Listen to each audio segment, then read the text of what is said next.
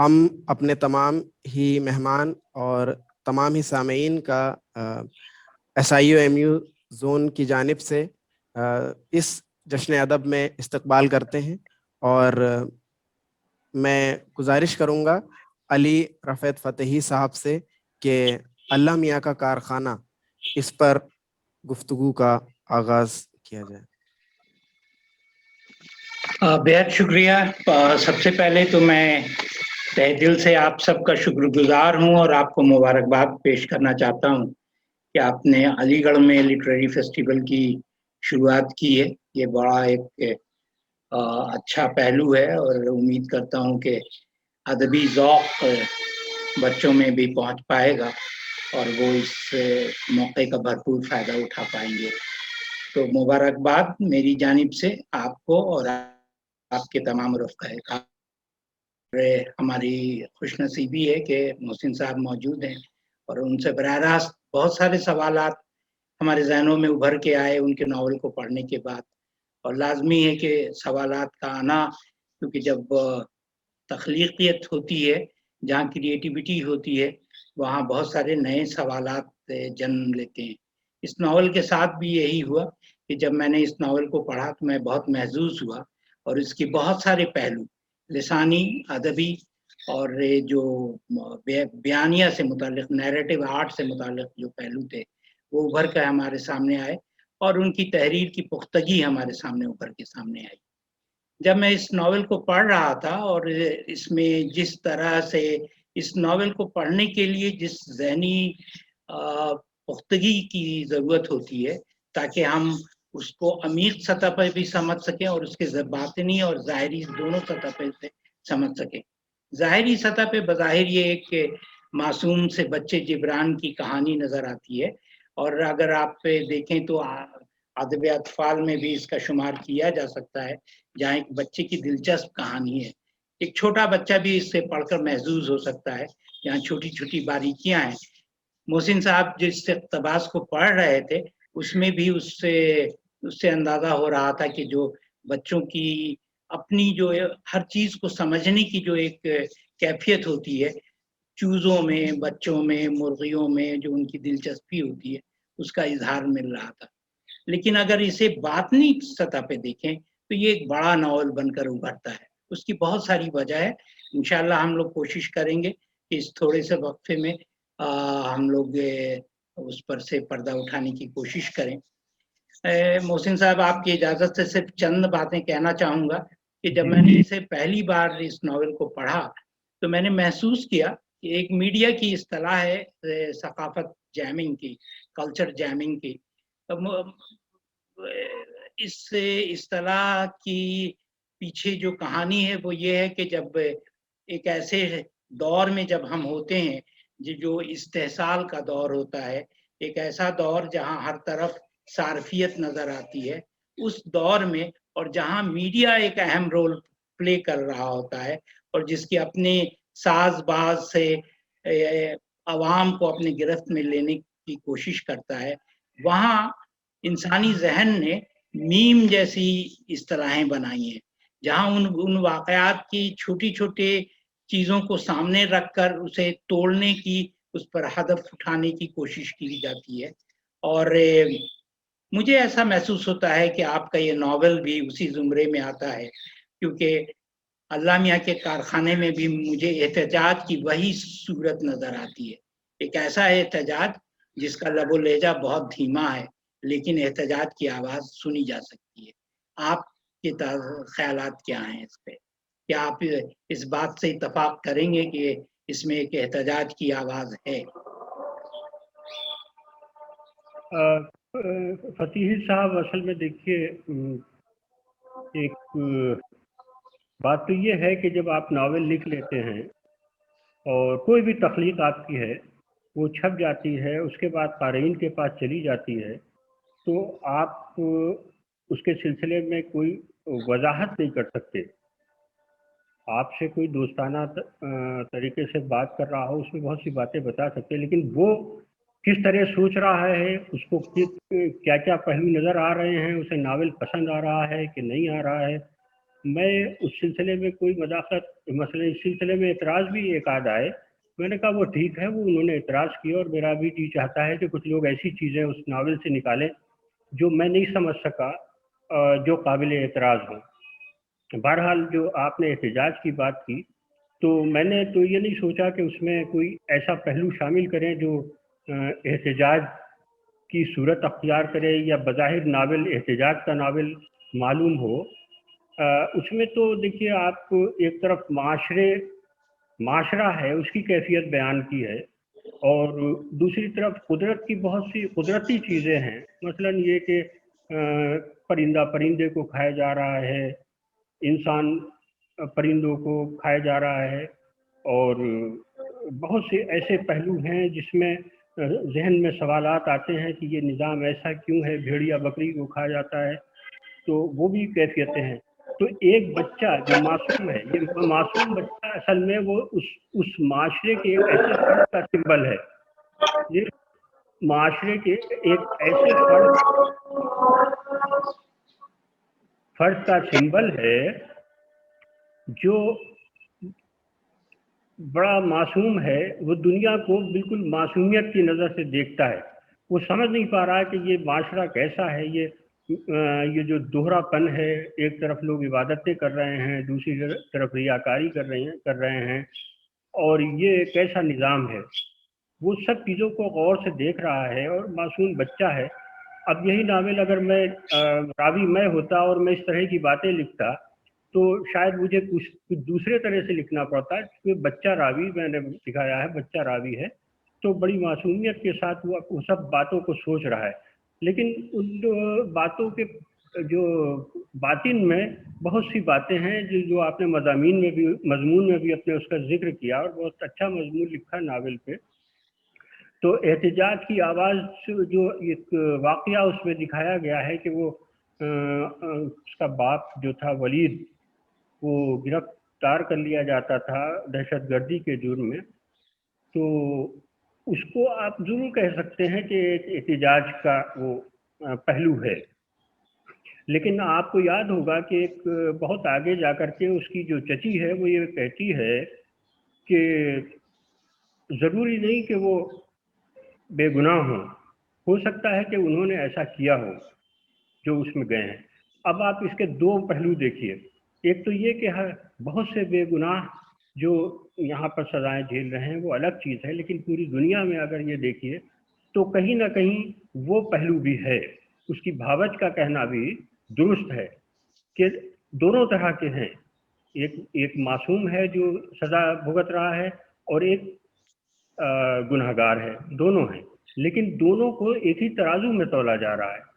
उसके पीछे बहुत से सियासी मकासद और बहुत सी चीज़ें हैं, बहुत उन पर गौर क्या करना। लेकिन नावल जो मैंने लिखा, देखिए एक तो ये कि मैंने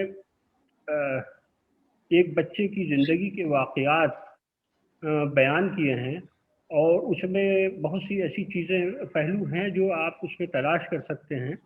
एहतजाज का पहलू भी है, और शाफिक किदवाई साहब ने जो मजमून लिखा है वो दूसरे पहलू पे उन्होंने लिखा है, वो तो सजा और जजा के पहलू पर लिखा है। बहरहाल आपने इसकी तरफ इशारा किया, लेकिन ये इतना बड़ा उसका पहलू नहीं है, इतना बड़ा मौजू नहीं है, उसमें बहुत दूसरी चीज़ें हैं। आप कभी उसको फिर जब आपने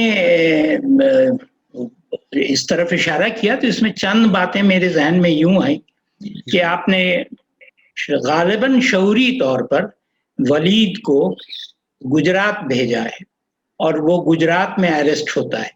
अब जब आप एक साख्तिये की तख्लीक करते हैं, गुजरात को एक साख्तिये के तौर पर लेते हैं, और गुजरात के वाक़यात हमारे जहन में अभी मौजूद हैं, तरोताज़ा हैं, तो उसके बाद हमें लगता है कि ये साजिशी जहन, जहाँ एक सारफी समाज और मीडिया उसका जो एक रोल है और एक पूरे माशरे को इनविजिबल बनाने की कोशिश है, एक माशरे को कोशिश की जा रही है कि वो कहीं भी दिखाई न दे,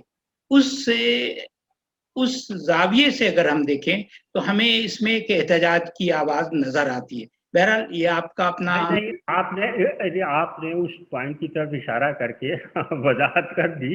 देखिए गुजरात का जिक्र, हाँ, ये जहन में मेरे बात जरूर आई थी, क्योंकि ये है पहलू, मैं ये जी। कह रहा हूँ कि ये सिर्फ एहतिजाज का नावल नहीं है।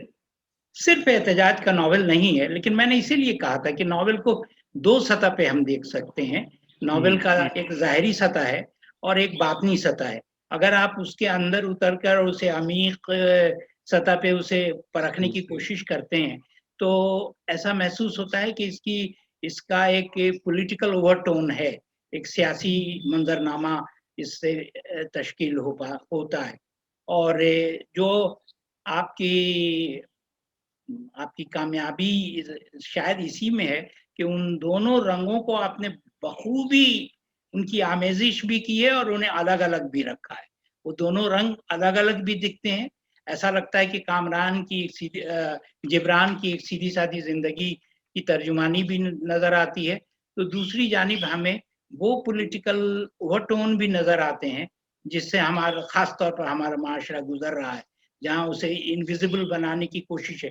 छोटे-छोटे वाक़यात हैं, लेकिन ऐसा महसूस होता है कि उन्हें इनविज़िबल बनाया जा रहा है।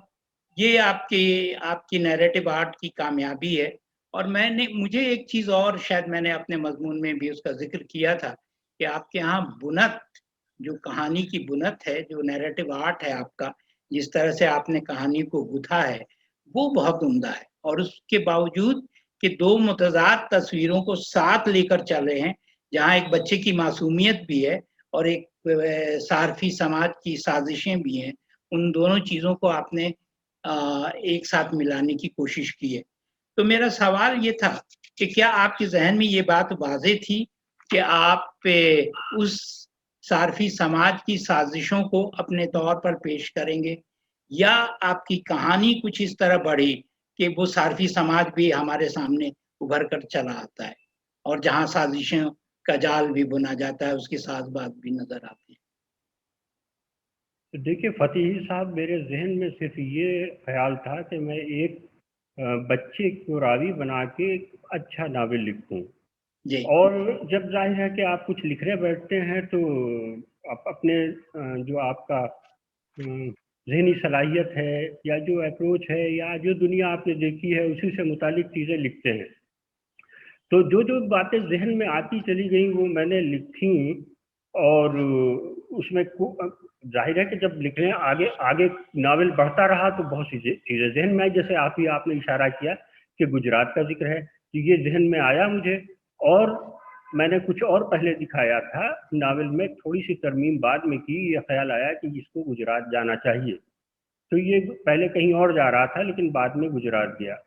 असल में देखिए, मैं एक तो पहली बार ये नावल मैंने लिखा है और मैं खैर इस काबिल भी नहीं समझता कि मैं कोई बड़ा नावल लिख सकूंगा, लेकिन ये ज़रूर है कि मैंने जो किताबें पढ़ी हैं और जो सीखा है उससे ये ज़रूर सीखा कि जैसे नावल लिखते वक्त जो है बड़े एहतियात की ज़रूरत होती है। अगर आप नावल लिखते वक्त छींक भी देंगे तो उसकी बादगश नावल में सुनाई देगी। अब हमारे जहन में भी बहुत से खूबसूरत जुमले आए और बहुत सी अच्छी बातें आई कि इसको ये मोड़ दे दें, ये जुमला लिख दें, ये इक़्तिबास लिख दें, लेकिन इसमें नावल लिखते वक्त एक शफ़ाफ़ी की ज़रूरत होती है और बड़े तहम्मुल की ज़रूरत होती है। वो आप सारी बातें, सारे जुमले जो खूबसूरत ज़हन में आ रहे हैं वो शामिल नहीं कर सकते, क्योंकि यकीनन। आपने जो चौखटा बनाया है उससे बाहर एक लफ्ज़ भी निकल रहा है तो ऐब बन जाता है और आप पकड़े जाएंगे। तो वो बहुत ज़रूरी है कि मतन के साथ आपके जो ज़बान है वो हम-आहंग हो और वो उस पूरे चौखटे में वो तमाम नावल के जो वो है जुमला चीज़ें वो आ जाएँ। कोई चीज़ भी बाहर अगर निकल गई, अगर एक डायलॉग भी ऐसा मैं लिख देता जो बच्चे के उस सतह से, ज़हनी सतह से मुताबिकत न रखता होता, तो आप ही पकड़ लेते कि ये तो राइटर बोल रहा, वहीं पे वो राइटर जो है वो खड़ा हो जाता जी, सामने आप। जी। तो कोशिश ये की कि ज़बान सादा रहे, वाक़यात दिलचस्प रहें और असर हाज़िर की बहुत सी बातें रहें। समाज भी है, मज़हब भी है, सियासत भी है, बच्चों की मासूमियत भी है, परिंदे भी हैं, जानवर भी हैं। आपने देखा होगा उसमें बहुत चीज़ें हैं, बहुत से लोगों ने मज़ामीन लिखे, 12-13 मज़ामीन आए और आपको ताज्जुब होगा ये सुन के कि उसमें बहुत सी ऐसी चीज़ें हैं जो मेरे दिल में थी कि ये ऐसे होना चाहिए थी और इस शायद पढ़ के लोग महज़ूज़ होंगे, लेकिन उनका ज़िक्र लोगों ने नहीं किया। नावलों में भी जिक्र नहीं आया। मैं आपको एक चीज बताऊं कि इसमें तितली का जिक्र है जी कि मुर्गी तितली को जब खा गई तो बच्चे ने देखा उसकी उंगलियों के पोरों पे तितली का परों के रंग रह गए थे। अब ये परों के रंग दिखाने का मेरा क्या मकसद था? ये जो जिंदगी में इंसान की नासूदगियां हो जाती हैं, चीजें नहीं मिल पाती हैं, ख्वाहिशें रह जाती हैं अधूरी, वो सब हमारे जहन में, वो असल में वही नासूदगी, वही हसरत, वही चीजें थी। वो जो रंग था तितली का बच्चे की जिंदगी में, तितली तो मुर्गी खा गई, उसकी पतंग ही तो उड़ के चली गई। सब कुछ जो हमने दिखाया है, मसलन एक सवाल एक साहब का था कि इसमें नॉस्टैल्जिया है, शायद आपसे जिक्र हुआ था उसका। मैं उसी सवाल की जानिब आने वाला था। जी आप सवाल कर लीजिए, फिर मैं उसका जवाब देता हूँ। जी, मैं आपने जिस पेशकश की बात की, आपने जिस तरह की तस्वीरें लोकेल आपने उसका जो बनाया है, तो बाद लोगों के जहन में ये सवाल आ जाता है कि क्या नॉस्टैल्जिया है। यकीनन अब इस पर रिएक्शन तो आप ही देंगे कि आप इसे किस तौर पर देखते हैं। भाई नॉस्टैल्जिया, अगर ये बताइए कि अभी भी हमारे कस्बों में, देहातों में क्या ये माहौल नहीं है? क्या मुर्गियाँ नहीं पाली जाती हैं? क्या वहाँ पर ये बच्चे इसी तरह से खेलते कूदते नहीं हैं? उसमें कौन सा ऐसा पहलू है जिससे नॉस्टैल्जिया झलक रहा हो? आज भी, सिर्फ मैं हिंदुस्तान की बात नहीं कर रहा हूँ, मुस्लिम ममालिक भी बहुत से ऐसे हैं जहाँ इसी तरह लोग जिंदगी गुजार रहे हैं। ना मैंने किसी जगह का जिक्र किया है, ना मैंने कोई तारीख डाली है, कुछ भी नहीं है उस नावल में, और ये मैंने कस्दन किया है। तो नावल तो किसी उसमें आपके फिट ही नहीं होता है किसी भी पीरियड में। वो हर पीरियड का नावल है, और मुझे लगता है कि उसमें जो वाकयात और जो कैफियतें और जो हालात और जो समाज हमने दिखाया है, वो पूरी, जब तक क़यामत रहेगी वो कायम रहेगा, वो बदलने वाला नहीं है। ये इंसान जब तक रहेगा तो जो मैंने बातें बयान की हैं वो मौजूद रहेंगी। आप गौर कीजिएगा उस पर। जब आप ये सारी बातें जिनका जिक्र आपने नॉवेल में किया है करते हैं, तो बहुत से ऐसे सवाल उभरते हैं शऊरी तौर पर, लाशऊरी तौर पर, जो जो मौजूदा हालिया सियासी वाकयात से जाकर जुड़ते हैं। अभी कुछ दिनों पहले एक सियासी जुमला उभर के सामने आया कि आप उसके बूदोबाश से, उसके लिबास से उसे पहचान सकते हैं। एक माशरे के मुतालिक कहा गया कि आप उसे लिबास से अब आसानी शनाख्त उसकी कर सकते हैं। आपके यहाँ वो शनाख्त नजर आती है, ऐसा महसूस होता है कि खास माशरे को आपने उस तौर पर देखा है। ये मिडिल क्लास का माशरा है, उसके अपने चैलेंजेस हैं, उसकी अपनी परेशानियां हैं, माली परेशानियां हैं और दूसरी परेशानियां हैं। तो ये सब कुछ क्या इशारतन कहा गया है या आपके फ्रेम में ये फिट होता हुआ नजर आता है? क्योंकि मुझे ऐसा महसूस होता है कि ये जो इसका जो पॉलिटिकल ओवरटोन है वो खासा मजबूत है, और इसीलिए मैं कहता हूँ कि अमीर सतह पे इस नावल को देखने में उसकी नावल की जो प्लॉट है उसकी गहराई का अंदाजा होता है। देखिए फतीह साहब, एक तो मैं इसको बहरहाल वो चीज़ें हैं, और आपने मुझे बड़ी बारीकी से नावल पढ़ा है, और उस तरफ जो अभी लिबास की तरफ इशारा किया है, और ये भी बड़े कमाल की बात है कि एक कारी की हैसियत से एक इतनी बारीक चीज़ को पकड़ ले आदमी। आपको याद होगा उस नावल में एक जगह जिक्र है कि मैंने अब्बा को, जब वो गिरफ्तार हुए थे, अब्बा को उनके लिबास से पहचाना। जी। उनका चेहरा ढका हुआ था, और हमने अब्बा को, तो ये वही उसी तरफ इशारा है। भाई हम अब्बा वो उस लिबास से पहचाने गए।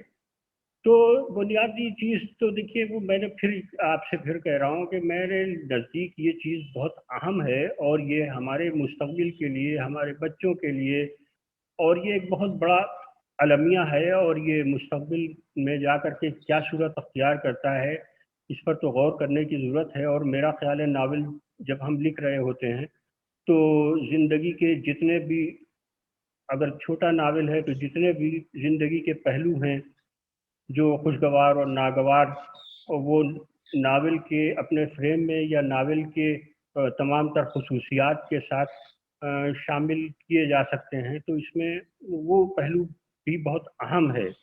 लेकिन और भी बहुत सी चीज़ें हैं जिनकी तरफ मैंने इशारा किया है कि और भी उसमें खतावार सिर्फ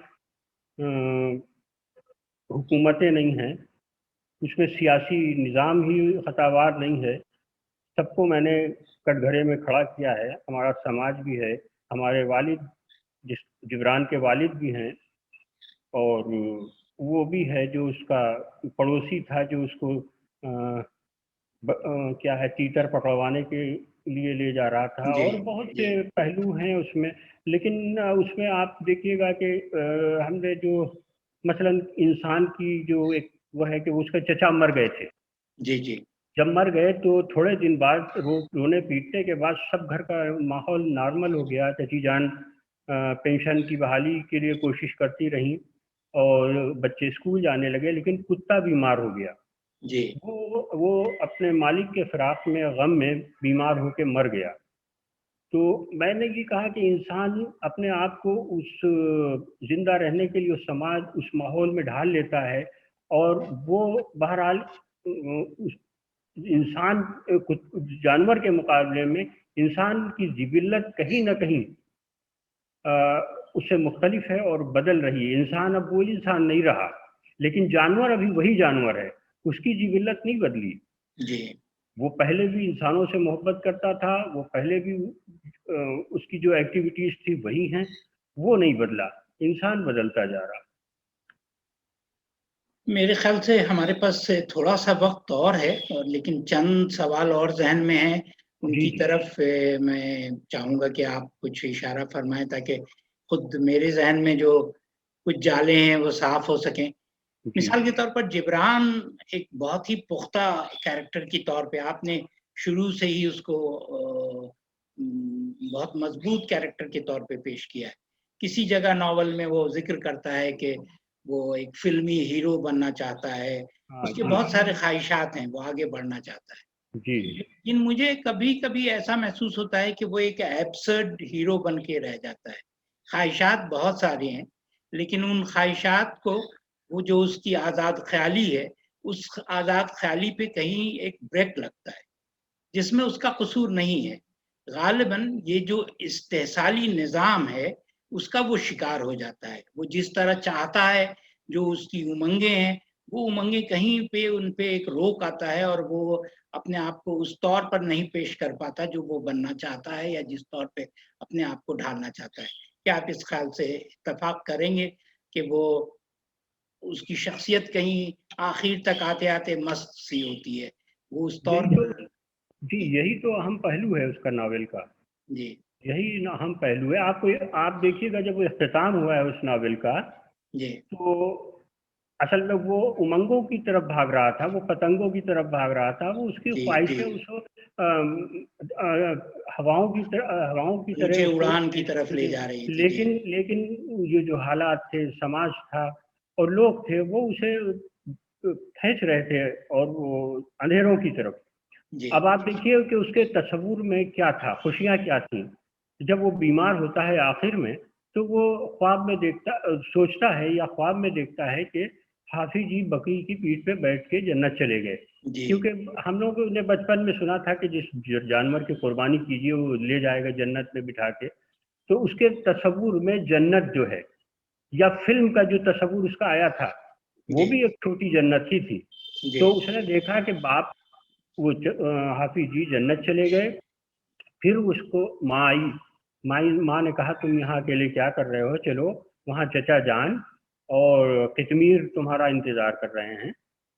तो वही जन्नत का जो एक तस्वुर उसके सामने पेश किया गया था, जी, किया जाता था, वो था। ये दुनिया में जो वो ढूंढ रहा था, वो वही जन्नत ढूंढ रहा था, वही आज़ादी ढूंढ रहा था, जहाँ उसको खुशियाँ मिल सके, वो ज़िंदगी आज़ादी के साथ गुजार सके, तो उसके सवालों का जवाब मिल सके। वो जी, कुछ नहीं मिल पा रहा था।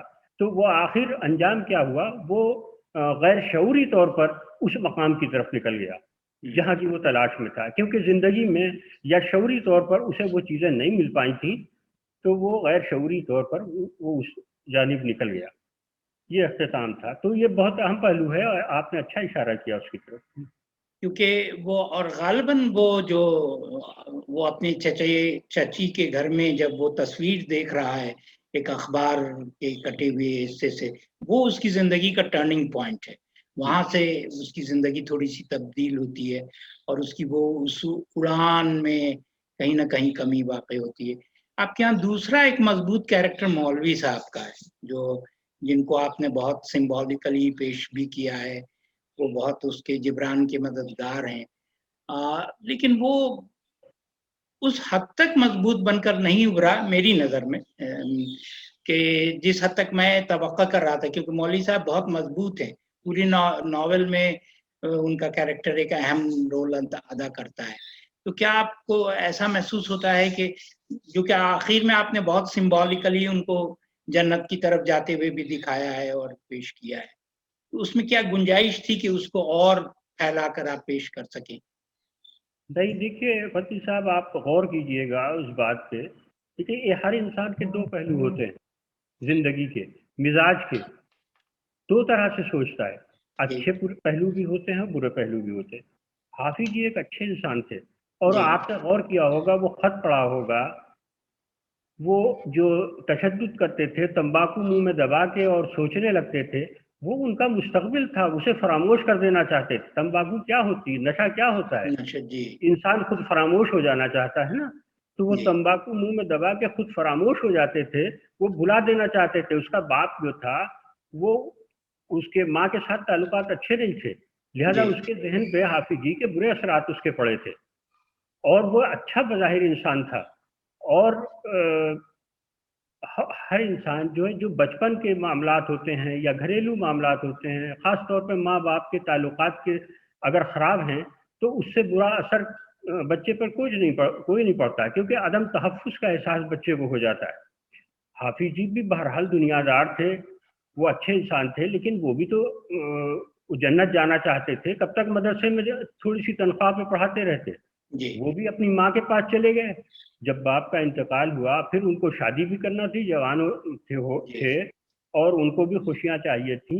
और मेरा ख्याल है कि उससे बेहतर क्या हो सकता था, वो क्या कर लेते हाफिज जी, क्या बेहतर हो सकता था। भाई, हाफिज जी का जो कैरेक्टर दिया है, यानी अच्छे भी पहलू हैं और बुरे भी और जी पहलू हैं, जी लेकिन बुनियादी तौर पर जैसे मैंने दिखाया है कि शुरू में कि वो बज़ाहिर आपको लगा होगा कि ये बड़ा खराब आदमी है, काबिल नफरी है, जी मारता है बच्चों को और ये करता वो, लेकिन धीरे धीरे उनका किरदार जो है वो नुमायां होता है।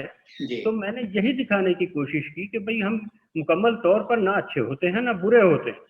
भाई, एक ग्रे हाफिज जी एरिया होता है जहाँ आप कोई फरिश्ता तो थे नहीं हाफिज जी यकीन कि आप उससे अच्छा ही अच्छा वो करते, उम्मीद करते कि सब कुछ अच्छा ही करेंगे। और जितना कुछ वो उन्होंने जिब्रान को दे दिया और जितना कुछ जिंदगी में कर दिया, उतना कर देना भी बहुत होता है। यहाँ पे अगर तानीसी नुक्ते नज़र से देखें तो आपके दो कैरेक्टर्स ऐसे हैं जहाँ पे जो शायद फेमिनिस्ट रिक्वायरमेंट को फुलफिल करते हैं। एक तो जिब्रान की माँ है, और वो आम तौर से जो वो पूरा रिप्रेजेंटेशन करती है जो इस किस्म के माशरे में जो औरतों की ज़िंदगी है, जिस तरह वो दबी हुई हैं, अपने आवाज़ नहीं है जिनकी, उसकी तो पूरी तस्वीर कशी करती है। लेकिन जिब्रान की बहन, वो उसमें बहुत खुद एतमादी है, और बाज़ मौक़ों पे वो जिब्रान से ज़्यादा, बल्कि जिब्रान को मशवरे देती है, उसको जगह-जगह पर उसकी रहनुमाई करती है। तो ये एक बड़ा पॉज़िटिव कैरेक्टर उसका सामने रहा है। लेकिन वो उसमें गुंजाइश थी कि वो और बिल्डअप होता, लेकिन ज़ाहिर है ज़ख़ामत का भी मसला था एक मुख़्तसर से नॉवेल में, और वो कैरेक्टर सामने उभर कर नहीं आया। क्या आप इससे इत्तेफ़ाक करेंगे कि वो कैरेक्टर और बिल्डअप हो सकता था? नहीं, हम किसी कैरेक्टर को बिल्डअप नहीं करना चाह रहे थे। हमारा जो मकसद था वो जिब्रान, हमारा जिब्रान तक की बुनियादी था। जो कैरेक्टर है, जो कहानी अपनी बयान कर रहा है, वो जिब्रान है। दूसरी चीज़ ये है कि जो आपने दो तरह के, दो मिजाज के या दो हम कैरेक्टर, एक उसकी माँ भी उसी कबील की है, माँ भी उसी तरह समझबूझ रखती है, उसी तरह बातें करती है, कभी अपने शौहर से झगड़ा नहीं करती कि वो झगड़ा करे और अपनी बातें मनवाए, लेकिन चची दूसरी तरफ चची भी हैं। तो ये दोनों किरदार अभी हमारे माशरे में मौजूद हैं। ये इस तरह के भी, जिन्हें आप कम्युनिस्ट कह रहे हैं, वो दरअसल कम्युनिस्ट नहीं है। भाई मेरी वाइफ भी बुर्का नहीं ओढ़ती तो इसका मतलब ये नहीं वो कम्युनिस्ट हो गई। तो कम्युनिस्ट बुर्का ना ओढ़ना तो कम्युनिज्म की कोई वो तो है नहीं कि कम्युनिस्ट हो जाए आदमी। बहरहाल ये जरूर है, आज़ाद ख्याल थी वो उस तरह के औरत नहीं थी कि बुर्का ओढ़ती और पढ़ी लिखी औरत थी।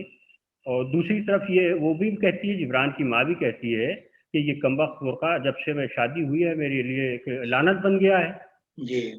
तो भाई इस दोनों तरह की फिक्र रखने वाले, दोनों तरह से सोचने वाले लोग मौजूद हैं, मौजूद रहेंगे। उस तरह की औरतें भी हैं।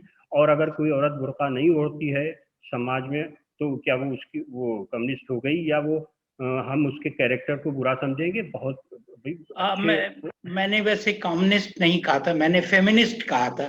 तानीसियत जी, क्योंकि वो मजबूत एक किरदार है, औरतों को मजबूत किरदार के तौर पर आपने पेश किया। मैं हाँ जी। हाँ वो कुछ ज्यादा ही मजबूत है क्योंकि शौहर पे डोमिनेट करती है। जी ज्यादा ही मजबूत। मेरा ख्याल है, मुझे मालूम नहीं, वक्त की कमदामनी का एहसास हो रहा है। गुफ्तगू बहुत दिलचस्प। वो हम लोगों को अकेले छोड़ के कहीं चले गए ये लोग, मुझे लगता है। नहीं, ये लोग होंगे मौजूद यकीनी तौर पर। तो आपने जिस तरह ज़ाती मसाइल को इज्तिमाई मसाइल में पेश किया है, यही इस नावल की खूबी है। और नहीं फतीह साहब एक मिनट, मेरा कोई जाती मसला उसमें नहीं है। नहीं, आपके जाती मसाइल को नहीं, कैरेक्टर के जाती मसाइल। हाँ, कैरेक्टर के जाती मसाइल को। राइटर का भी वो तो किसी ने कहा है कि वो ऑथर खत्म हो जाता है, नॉवेल लिख दिया आपका काम। जी, तो वो मैं कैरेक्टर के हवाले से कह रहा था कि कैरेक्टर के जाती जो मसाइल हैं वो एक इज्तिमाई मसले के तौर पर आते हैं। और उसकी बहुत आपने इशारों में बहुत सारी बातें कही हैं। यकीनन आप इसकी पजीराई हो रही है और होती रहेगी, और इसका असर बहुत दिनों तक रहेगा। बहुत दिनों के बाद एक अच्छा नावल पढ़ने का। अच्छा, एक अगर वक्त खत्म ना हुआ हो तो मैं एक और कुछ चीजें हैं जो मैं बहुत सी चीजों पे इशारा कर सकता हूँ जिसका जिक्र मज़ामीन में नहीं आया है। जी, वक्त हो तो मैं एक इशारा और करूँ। ये जब उसकी माँ का इंतकाल होता है और वो तदफीन हो रही होती है जी, तो आपने देखा होगा कि वो माँ जब बनगे रखे जा रहे होते हैं तो 6 बनगे रख दिए जाते हैं और एक बनगा अभी नहीं रखा गया है, तो वो माँ दिखाई दे रही है, उसकी कफन दिखाई दे रहा है। तो बच्चा उसको देखता रहता है और दूसरी तरफ एक पतंग कटी हुई जा रही है। दूसरा बच्चा जाके उसको पकड़ लेता है डोर और वो पतंग उतारता है, तिकल्ला करता है, पतंग को ला के पीछे छुपा के लाता है, फिर कब्र के पास खड़ा हो जाता है। तो बच्चा ये कहता है कि कल अगर ये मेरी माँ ना मरी होती, इसकी माँ मरी होती जिसने पतंग लूटी है, तो वो पतंग मुझे मिल गई होती। तो यहाँ पर दो रवैये देखिए, एक इंसान की जो खुदगर्जी है वो मासूमियत में भी बरकरार रहती, वो इंसान की फितरी एक वो है, एक जिबिल्लत में शामिल है। दूसरे ये कि मैंने ये भी दिखाया कि बच्चा, भाई माँ मरी थी, बनके रखे जा रहे थे, तो वो पतंग की तरफ कैसे देखेगा? कोई ये कह सकता है ना कि जिस वक्त माँ मरी हो, बच्चा तो परेशान है माँ के गम में, वो पतंग देखेगा कि कौन बच्चा लूट रहा है? नहीं देख सकता है, बच्चा है, मासूम है, वो बैक वक्त दो चीजें देख सकता है। वो माँ की मरी हुई, वो उसे एक तरफ गम पकड़ के खींच रहा है, वो दूसरी तरफ खुशियों की तरफ भाग रहा है। अगर ये तवाजुन ना हो जिंदगी में इंसान की, खुशी और गम, और ये होता कब है? हमारे कोई बहुत करीबी मर जाते हैं, एक माँ का बच्चा छोटा सा मर जाता है, फिर वो कहती है कि अब जिंदगी में बचा क्या है, क्या उसका जीने को जी चाहता है? फिर ख्याल आता है हमारे और भी तो बच्चे हैं, हमारा शौहर भी तो है, हमारी बहन है।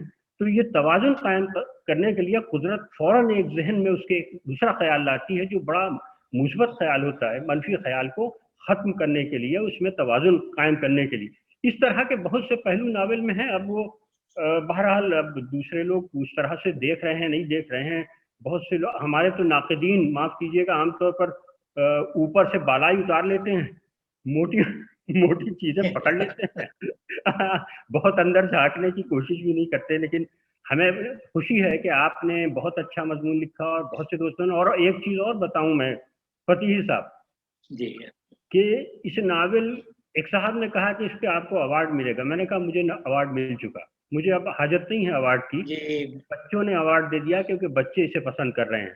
और मुझे हर उम्र के लोगों ने अवार्ड दिया है। औरतें भी पसंद कर रही हैं, प्रोफेसर हजरात पसंद कर रहे हैं, नाक़िदीन पसंद कर रहे हैं। हर हल्के में मेरा नावल पसंद कर लिया। इससे बड़ा अवार्ड मुझे कोई मिल नहीं सकता, इससे बड़ा क्योंकि अवार्ड आपने कारी के लिए नावल लिखा है, अगर उसे पसंद आ गया तो ठीक है। और अवार्ड नावल को मकबूल नहीं बनाता। या नावल अवार्ड मिलने के बाद कारी पढ़ना नहीं शुरू कर देंगे उसको कि नावल, या नावल की मेयार में फर्क नहीं आ जाएगा।